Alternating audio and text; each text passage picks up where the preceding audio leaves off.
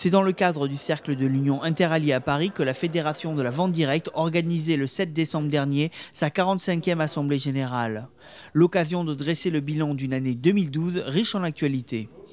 L'année 2012 a été une année très importante pour la Fédération en termes d'action, notamment, puisque c'est la réalisation et la mise en œuvre totale et opérante de Vente Directe Academy pour l'ensemble de nos adhérents. Aujourd'hui, plus de 5000 personnes en temps réel utilisent Vente Directe Academy.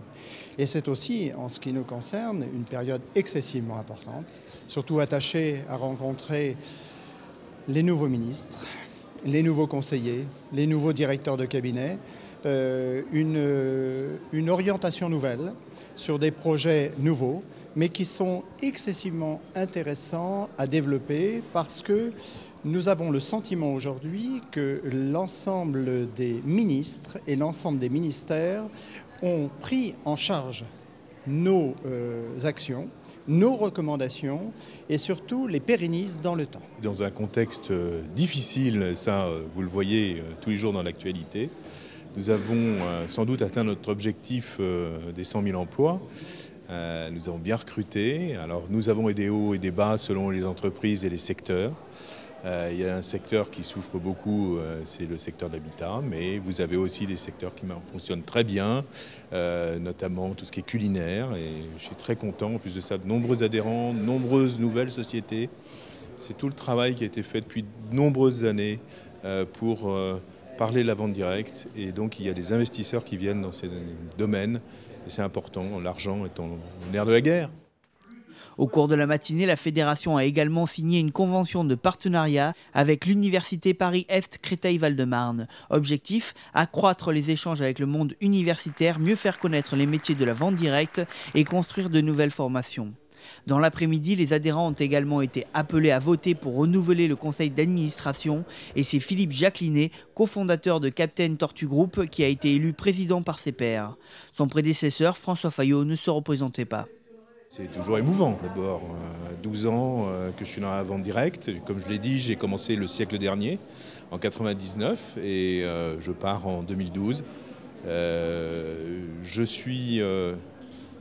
Ça m'a apporté beaucoup, au point de vue humain, au point de vue connaissance des autres, au point de vue savoir dire les choses clairement, beaucoup de chaleur, enfin c'est vraiment un métier extraordinaire. Et puis mon seul regret, c'est que nous n'ayons pas encore la possibilité d'avoir le paiement par carte bancaire. Peut-être ce volet verra-t-il le jour en 2013, car les chantiers pour cette nouvelle année ne manquent pas.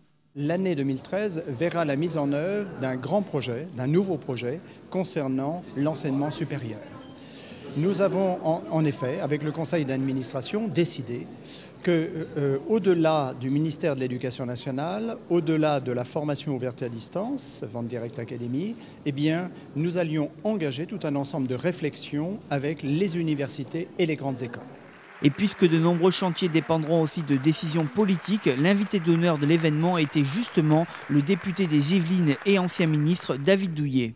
Le judoka est venu dévoiler quelques-uns de ses secrets de champion et transmettre ses encouragements aux acteurs du secteur. Faire 3,7 milliards d'euros de chiffre d'affaires dans ce secteur, en plus dans cette période, c'est quelque chose d'incroyable.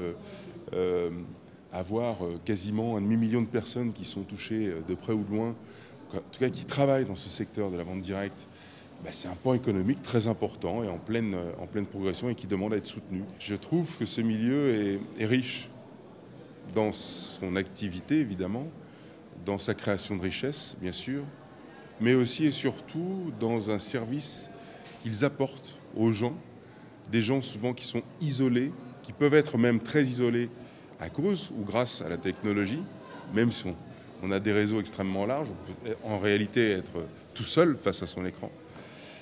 Et je crois que ce lien humain, aujourd'hui, ça va devenir un vrai service et un vrai besoin.